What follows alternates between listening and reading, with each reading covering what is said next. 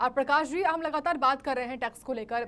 जो new income tax bill आने वाला है उसको लेकर ये भी जानकारी आ रही है कि सरकार इसमें जो केवाईसी है उसको आसान करने के लिए नए क्लॉज ला सकती है। तो मैं आपसे समझना चाहूंगी, हमारे व्यूअर्स भी ये समझना चाहेंगे कि फिलहाल वर्तमान में जो केवाईसी है उसका तरीका किस तरीके से है, अभी कौन सी दिक्कतें आती हैं? नहीं, केवाईसी से रिलेटेड तो कोई ऐसे इश्यूज नहीं जी। है। रिटर्न फाइलिंग से रिलेटेड है कि रिटर्न फाइलिंग्स को सिंप्लीफाई कर सकती है गवर्नमेंट। गवर्नमेंट का ये पर्पज़ है कि रिटर्न फाइलिंग्स को आज के टाइम में केवाईसी में तो हमारा जो पैन कार्ड इशू होता है वो डिजिटली इशू हो जाता है और with in A 1 click Aadhaar base आज के टाइम में इन्होंने सिस्टम किया हुआ है सारा। तो 1 क्लिक बेस पे आपका पैन जनरेशन हो जाता है और उसी पे बट रिटर्न फाइलिंग से रिलेटेड चीज़ें ईज आउट होंगी डेफिनेटली।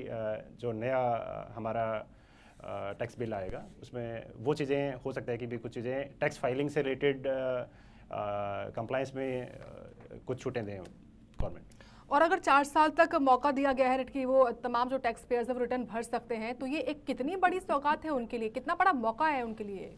एक्चुअल में ये भी एक बहुत बड़ा गवर्नमेंट का इनिशिएटिव है कि जो भी लिटिगेशंस हैं उसको कम किया जाए। अगर किसी टैक्स पेयर ने गलती से रह गया या उसके बाद में उसको चीज़ पता लगी तो उस चीज़ को पहले 2 साल तक होता था कि आप 2 साल तक उसको अपडेटेड रिटर्न कर सकते हैं कुछ एडिशनल टैक्स पे करके।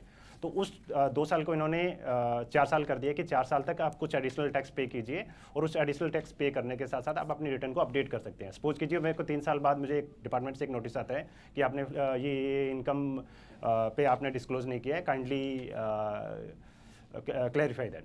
तो उस चीज़ के बेसिस पे भी मैं अपनी रिटर्न को अपडेट करके लिटिगेशन में जाने के बजाय मैं अपनी रिटर्न को अपडेट करूंगा और रिटर्न को अपडेट करके कंप्लायंस कर सकता हूं। तो ये एक बहुत अच्छी विंडो ओपन की गई है गवर्नमेंट के द्वारा कि लिटिगेशंस में कम जाएं और सॉल्यूशंस हाथ के हाथों, जैसे डायरेक्ट टैक्स विवाद से विश्वास स्कीम चल रही है।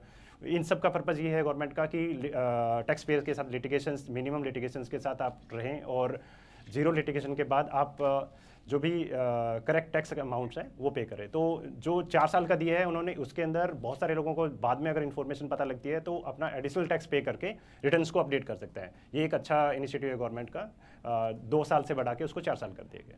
साथ ही साथ प्रकाश जी, हम लगातार जो आम टैक्स पेयर्स हैं उनकी तो बात कर ही रहे हैं, लेकिन जो हमारे सीनियर सिटीजन हैं, जो बुजुर्ग हैं, उनके लिए भी एक बहुत बड़ी सौगात जो है वो सरकार लेकर आई है। डबल छूट दे दी एक तरीके से, टीडीएस बढ़ा दिया गया है। हाँ, टीडीएस 10 करोड़ से ज्यादा बुजुर्ग हैं जिनको फायदा होगा इससे।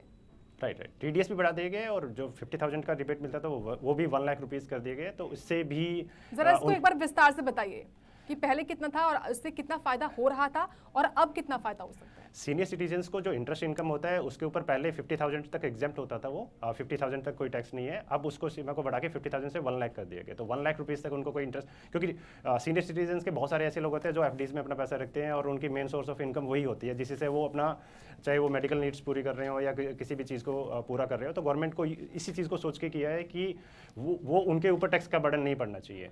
और as a social responsibility government ने इस चीज़ का इनिशिएटिव लिया है कि 50,000 की लिमिट को बढ़ा के 1 लाख रुपए तक कर दिया गया, ताकि वो 1 लाख रुपीज़ तक का अगर कोई इंटरेस्ट इनकम कमा रहा है तो उसके ऊपर कोई टैक्स नहीं लगेगा।